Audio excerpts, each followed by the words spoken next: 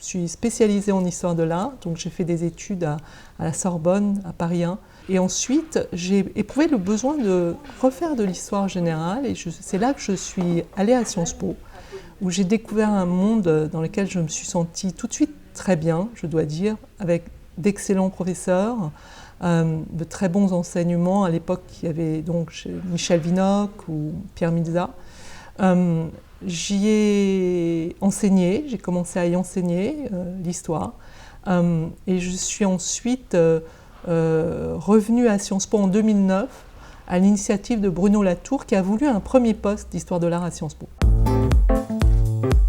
Je voudrais que le conseil d'administration soit vraiment un lieu à la fois d'observation et de discussion, non pas pour acter des décisions déjà prises, mais au contraire pour un dialogue. C'est un conseil d'administration qui est très considérablement renouvelé, et je pense en faire un lieu véritablement très vivant. Les 2 rapports qui ont été commandés par Bénédicte Durand nous ont appris des choses très intéressantes. Nous avions commencé à travailler à tout ça, et je crois qu'il faut continuer. Nous avons encore beaucoup à faire en matière de relations entre les personnes, entre les genres, du point de vue de l'égalité des chances.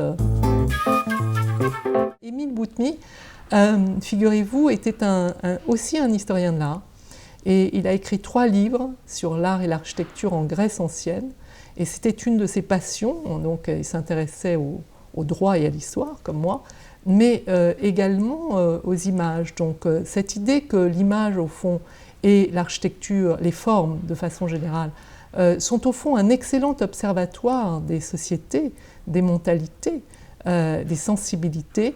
Eh bien, j'ai trouvé un ancêtre, Émile Boutmy, donc l'a pensé bien avant moi. Donc je ne suis pas la première, je suis la seconde, d'une certaine manière, historienne de l'art à Sciences Po. Sciences Po.